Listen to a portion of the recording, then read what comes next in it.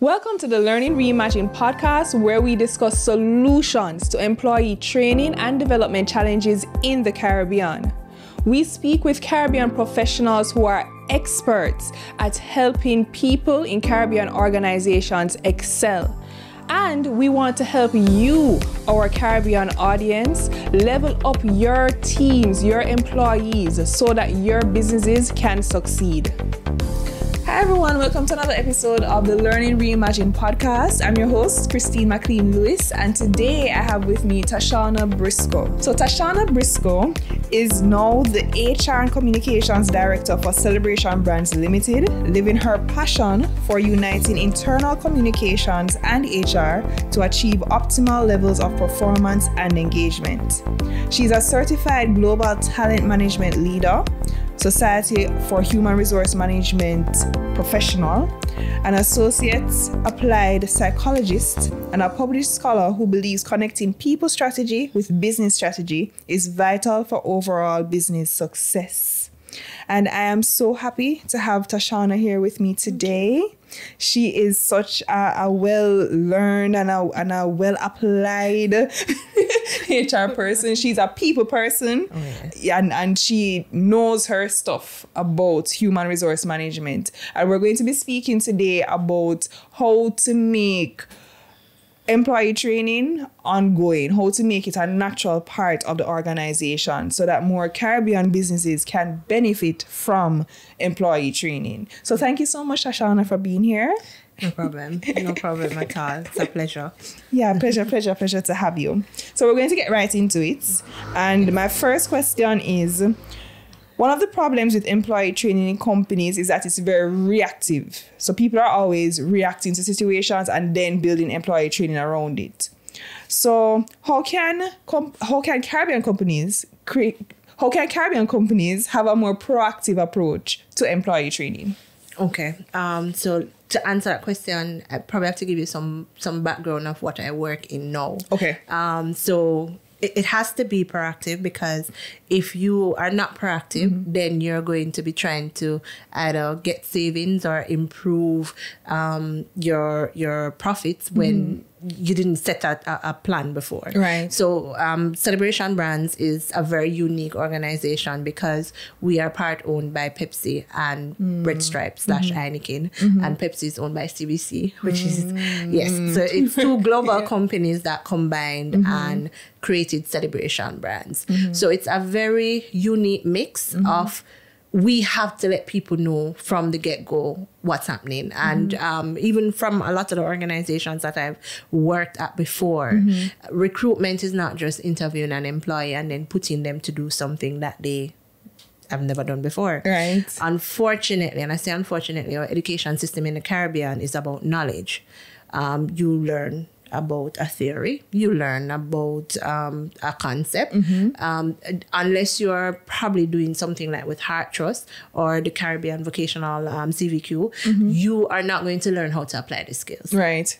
And when you get into the work world, it's about application. And other things that you won't learn it in school is that it's not about moving the bottle from there to there. Right. It's about moving the bottle from there to there. When John, your co-worker, is having a meltdown, Shireen over there is trying to knock you off your feet. There's a machine right there that's about to get you. So it's about, how do I apply? How do I know that I have to balance all of these things and then do that? Right. So you have to be proactive in that. Before the employee gets there, you have onboarding, you have an orientation plan, and you have a 90-day plan of how to get them up to speed. If you need an incubator, and there's something that I always say that they tell me, don't use it, is that when you get a new employee, you kind of have to detox them because you don't know what environment they're coming out of. Okay. So you have to meet with the employees, get to know them, and think of them as a human being, not as a machine. So if it is that they are, and that is something I'll talk about further, if it is that they're a full plate of personal life plus their job, you have to teach them how to balance their human performance. It's not just about coming to work. So you have to be proactive in knowing that you're hiring people you're not hiring machines. So you have to be able to take them in, think of them as your baby, take them in, get them to the creeping, get them to the eating, to the hard food, to walking. You know, that's how you have to think about learning and development and employees in organization. And when you think about existing employees in an organization, so the existing challenges that are in a company, before it even gets to the challenges stage, how can companies be more proactive about preparing employees so that a lot of the challenges that organizations face don't arise in the first place? So, and again, this is probably going to be like, wow, how should you get that? But anyway, just like you think about a product that you're going to launch and you have a journey map, you have a customer journey map, you have to have your employee journey map. Employees are not slaves. You don't own them. They will not be with you forever. So you need to have your employee journey map and identify the type of people that are coming through your organization and what are your touch points. So if this person is new, this is the type of learning, or this is the type of, and I'm going to say learning wide, meaning training, job shadowing, coaching, mentoring. And the same is for persons who are in the organization. One of the things that I find over my years of working is that star performers are the hardest people to turn into people leaders because they're used to doing things on their own. And when you become a people leader and it's about achieving greatness by inspiring others, it is sometimes a challenge for them because once they get into a sticky situation where they're probably managing a low performer, the first instinct is going to be do it myself. That is not what what you need to do. You know, you need to get that person up to speed. So HR then have to have a training there to say, when you become a people leader, this is how you handle these situations. This is what happens. Then you will have a high performer who has been in a role for a while, and they're people like me who love a new challenge. The burnout in terms of that job. They want something new. L&D needs to have something in place for them to go to the next level. And then even when you're exiting employees out of your organization, how do you ensure that everybody who exits is a brand ambassador? It means that when they go out there, they're like, okay, my first 2 years was spent in that organization. I learned so much. If you're just coming out of college, it's a good place to start because that's what you want. You know, you don't want to burn bridges. You need to ensure that you have an employee who goes through the life cycle. If it's 2 years, if it's 5 years, it's fine. We're not even God. And I'm a woman of faith. So not even God wants you to be one place at all the time. You get, some people get sent to other countries. Some people, their ministry take them all over the world, and it's the same thing with people. Understanding that just like God give them free will, they have free will. So you can't hire somebody and say, you're going to stay here, so be here so forever. No. Employee journey map, get your touch points of where you're going to interact, develop, impact, and you move them through the cycle. And you mentioned a good point a while ago about employees who leave the organization actually becoming brand ambassadors. How can we create a culture within an organization that allows for that brand ambassadorship to actually develop naturally? So from the entry point, you need to let people know that it's okay to say goodbye. It's I know that we shy away from having that conversation because we are afraid that they might leave us before a time, or we're afraid that something might happen. And I relate this to life. I'm raising a son. I don't want him to be at home for 30 years. So from now, we're having a conversation, you know, you're going to become a man one day. You're going to have a wife and your children. You're going to move away. I will be here if you need me, but I'm not going to be a part of that adult life. And it's the same way with your employees. You are here to make a huge impact. You are here to build your personal brand, but it's not necessarily, it can be that you're there forever, but hopefully not. Because then when I think about, you maximize your earning potential, not a conversation. But yes, when you know that you're going to want to move, you know, you have to have that conversation with employees from an early point. What do you want to achieve? What do you want to do in 2 years, in 5 years? What's going to be the next step? Looking within or outside. I am constantly talking with my employees because, well, I'm employed by Pepsi, but I'm seconded to Calibration Brands. So employers will come and say, okay, when we're finished here, we think we want to go and work with one of the parents, you know, how can I develop? And we have to have those conversations, you know. We have to be able to help people to grow because they trust you more. Definitely. They believe that it's not just about the company, but it's about them. Because I love Paddy McCord. She was in Netflix when they were doing the rebranding of the culture. And there's something that she says, first and foremost, you have to treat employees like adults.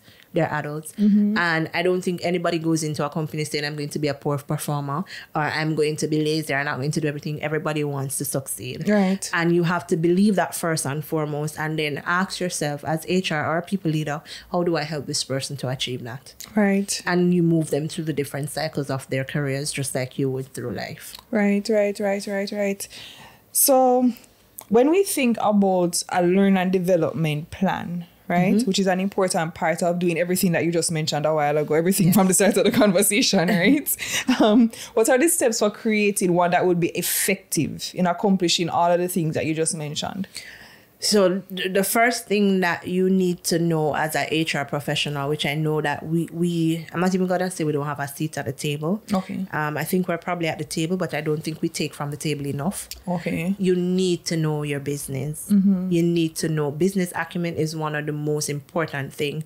Learning and development and HR is not there to be a cost center or to be a saving center. We're there to make impact. We need to impact revenue, the bottom line. Right. You need to understand what is the bottom line. How do I impact the bottom line? How do I get my employees to impact the bottom line? So first, what do they need when they're starting? And when I say what do they need to feel? I know not a lot of people like to say that, but it's what do they need to feel? Because if you make a connection with somebody feeling like they're part of the organization and they love the organization, they're going to want to grow with the organization. So after you know what do they want to feel, you have to bring people to a maturity level where they're okay with looking at self. The hardest thing to do is to look yourself in the mirror, but that's the only way to grow. So they need to really look at themselves to say, you know, what are my areas for opportunity? What are my areas? And HR have to be comfortable asking themselves that question. Else you're not going to be authentic. Right. If you go to employers and they're going to feel like, oh, you're pointing fingers and you just want to show our mistakes. So understanding what are the opportunities with new employees. You will know. I'm an associate applied psychologist, and I think psychometric give us a good insight into behavior. I won't say personality because I learn new things as I grow. And people can change their personality. That's true. If you are deliberate, you can change your it. personality. So I say what you will learn is about behaviors and what are predictable behaviors. Not all will be, but there are some tendencies, and you learn those things and you help employees through them. I had the luxury of being in a corporation when they were doing digital transformation and being a part of that team. So I know that every learning and development plan must have that because it is life. You know, it's not that it's going to come and go. Digital is here to stay. And it's not something that's going to drive us out of the workplace or something that's going to destroy our lives. It's actually something to make your life easier. And if you're somebody like me who is a woman of faith, God gave us life to have more abundantly, have life more and more abundantly. Right. And if digital is here to ensure that you will, I don't want to say work less, but you will be work able smarter. to be more, you will be able to work smarter and have more time and have life, then it's something that we need to learn how to integrate. So that must be in it. So you're as I said before, your onboarding, your orientation, and it's a separate thing. A lot of people think onboarding is orientation. It's not. I separate them. Yeah. So once you've onboarded, then you orientate, and not just orientate into their role, but into the department, into the business, understanding how the business works, and then trajectory to next level. One of the things that we practice in our organization is called people review or calibration, which it's the first time that I'm ever doing it this way, but it has huge value. Okay. You really get the employees and the people leaders to look at them to say, okay, where are you? What are your opportunities based on competencies, based on their results from last year? And then you're able to say, okay, for next year, I'm able to say for next year, this is what will be in our budget and what will be in our learning and development plan. Who needs coaching? Who needs technical skills? Who need a side-by-side? Who need mentorship? You're able to do targeted learning. And that's how you build a L&D plan that you get funding for. Two different things. A lot of us build L&D plans, we don't get the budget from the company because we can't show how it connects to the bottom line. That is very important, and you have to know numbers. I'm not my favorite thing, but I know that I need to know it in order to succeed. So it is something that you need to know, and you build your learning development plan around that. And always trying to be better than you were last year, competing against yourself. Not necessarily. If you look, and that's something that I learned, if you look at your competitor, eventually you're going to fall to your competitor. So what you have to do is to look at yourself and say, you know, how can I be better next year? Stretch the goals a bit. And that's how I think you will have an impactful L&D that you'll get money for as well. So you mentioned a very important point a while ago, Tashana, about the ROI of learn and development, right? What specific metrics can a learn and development manager, director look at in order to better explain that ROI? What specific metrics? So, and I'm thinking, no, there will not be a specific metrics, but there are different metrics. Okay. And that's why, even though I don't even know if I'm mostly L&D, but I started in recruitment and then L&D, and also engagement. I think you have to look at it in a wholesome way. Okay. Yeah.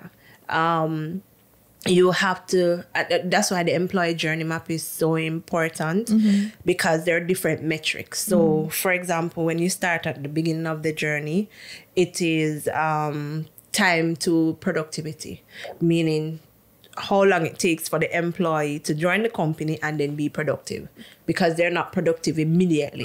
It takes some time. Right. So that metrics is also one to look at to see if we invest more in the onboarding program, where they probably do a week learning with different teams and learning different products or different methods.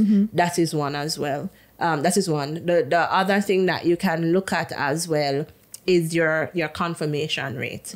So how many persons make it past the 90-day? How much training do you do with one set versus the other? Okay. Then when you get into looking at your people leaders now, how many people leaders are grown in the company? How many management role is from persons coming through the company versus you going outside and getting somebody new? Right. There's also you can look at the number of training hours versus the improvements in the employees' performance. So there's a whole cadre. I would say what L&D need to do is we have to be a part of the cell of HR. Okay. So HR needs to have what I'm personally trying to get now is a dashboard. Similar to how commercial can see which product is going up. I need to see what's happening. I need to see when my employees take vacation the most, because maybe it's that there's a period where we need to buffer them, meaning hire some external hand, so that high period they can go through it and then they'll be fine the rest. I need to see how many of our employees are impacted for the training session. How many hours are we doing? How is that improving how we produce, you know? So there are a lot of different metrics. It's just finding out which one works for you. I can't remember the name of this though. There's this website though, this HR analytics website. You're able to go and pick, and they'll tell you what they are, and you're able to pick the one that is best for you. Okay. If you remember afterwards, you can always tell me, and I can put it in the description box. Yes. Yeah. No problem. All right. So next question is, how can companies make ongoing employee training meaningful so that employees don't view it as a chore? It has to be what the employee needs and what they want. Needs and wants. Yes, two very different things. You have to, it cannot be that you're just doing something, you just keep doing it. You need to have your feedback. And by now, employers should be able to be anonymous when they're giving you feedback. I really don't think it's important to know who says what. I think there's always a lesson, whether it's positive or negative. So when you do your training sessions, you need to ensure that you have your feedback, whether it's survey or in the chat, or you need to understand what's happening. You need to also manage human performance, not employee performance, not performance management, human performance. What do I mean by that? So there are some jobs in some organizations that are very high stress level. employees should not be in that role for more than say 2 years or so. Okay. So you need to have a plan. There are some roles that, you know, an employee do 2 years, they should be promoted or they should move on to something else. Understanding that some of your employees are single parents or they are going to school, you know, understanding what they need. And training has to be built in the organization. Training take time. It does. Training take money, because every hour that an employee is sitting in a training, that's 1 hour of their salary. So we need to be able to calculate that. We need to know when is best. Is it at the end of the month, the beginning of the month? What do employees want to learn? And it's not just about learning, as in you putting them in a setting and then talking to them. They're bite-sized learning as well. There are podcasts, there are videos, there are little cartoons or little nuggets. I send my people leaders a John Maxwell leadership nugget like probably every other day. It's just a simple 2-3 minute video, and it's talking about some concept of leadership, integrity or whatever it is. That's learning.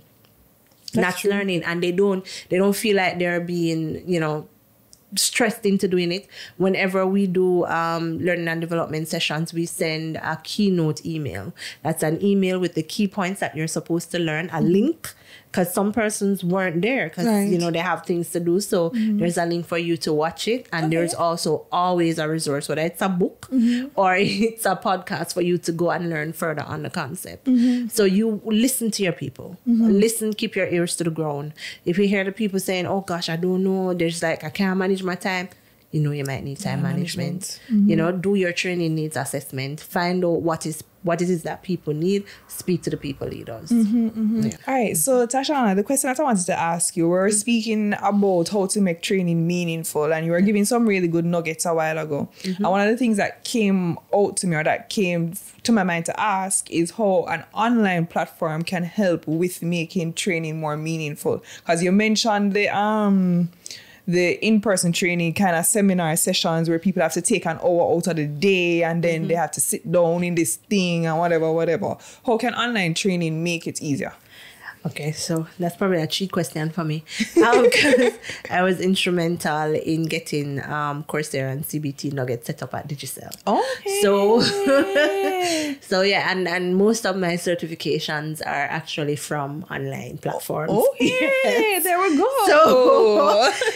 So I think it's most meaningful because it gives you what is called self-directed learning. Okay. So a lot of what I do is stemming out of my master's thesis, which was in autonomy and motivation. Okay. So basically what the theory states is that if you have some say in how you do things, you're more likely to do it and also to sustain interest for a longer period. Makes sense. So the science is there. So online learning platforms kind of just work it. Like for example, when I was doing my certification in digital transformation, my classes were sometimes while I was at the gym working out, I was on the elliptical and I just do a 30-minute session and do my exam right there. Or I get up in the morning on a Saturday morning, I'm like, I think I'm going to do probably half an hour or an hour before I get up. You're in traffic and it's a standstill. You listen. You're able to listen. So I personally utilize it like that. And then I found that the employees who were there loved it because they were able to study at their own pace. They could do 30 minutes or an hour. They could choose also the courses that they could do. What we did was just give them a pool of course that's relative to the business and to their various areas. And they had unlimited. So online learning is really good. And I'm very happy that we have one local now, because what people don't know is that Caribbean is not, it's very unique, I should say. Yeah, it is. A lot of people think that if you do something abroad, then you're able to do it here. And that was one of the main reasons why I did my master's in Jamaica, because I could have applied for international scholarship. When you think about the Caribbean psyche, if you should read articles like Why Jamaican Workers Won't Work, you'll understand what the remnants of plantation-style society and slavery has done to us, where after working so many centuries without pay, you might not have experienced it, but there are things that come down in our genes that are genetic. And it may be just not attractive to us because we know what had happened in the past. And some of our organizations look like a plantation society, meaning there's a certain ceiling. So you are able to go up but to so far. Right. So a lot of, and then we have another thing from it where we have to be forced. If you even look in our schools, a lot of things are mandatory, or you have to do this, you have to do it this way. And when you grow up like that and you have remnants from slavery, it's like you go in to the workplace and you sit. You're waiting because you're used to being told and you're used to being forced. Yeah. So I think online platform now, which kind of, and I think that is one of the biggest things that people should take away from the pandemic and from digital. You have to be your own leader. That's the first thing. Self-leadership is very important. So people need to get used to self-directed learning. You have to be able to relearn, as I can't remember his name, but he says the illiterate of the 21st century are persons who cannot unlearn, relearn, and change. So that is what you need to be able to do. And I think online learning gives us that opportunity. And it also opens you up to a lot more than you can do if you're going to put persons to sit in a classroom.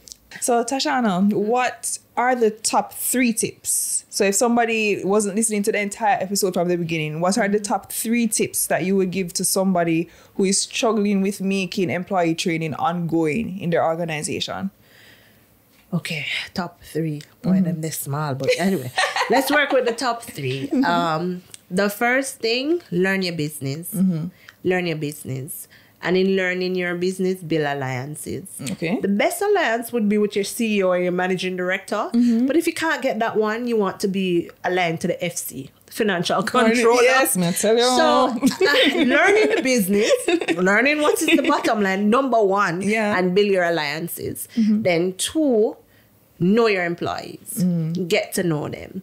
Get to know the employees and get to know the people leaders without either one feeling that you're too close to the other. Okay. Because what that will do, it will give you a wide varieties of opportunities or areas that you can work on to impact bottom line and also to impact well-being, which is very important in human performance management. So once you know them, you have your alliance and you understand the business, the next thing is digital is your friend.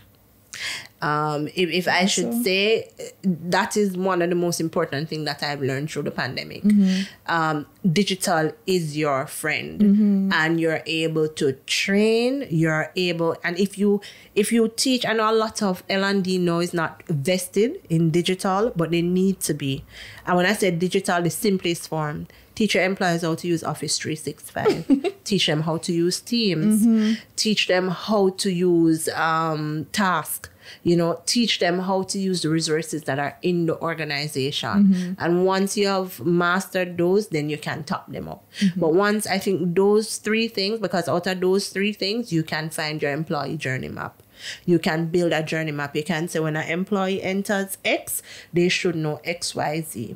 I'm going to take, say, 90 days to get them to X point. At 90 days, I need to do a pulse check and I need to get that done. I can say within a year, if you do what is called calibration, you can say, all right, this employee may be ready for promotion in about 6 months to 12 months. Okay. What do I need to do to get that employee there?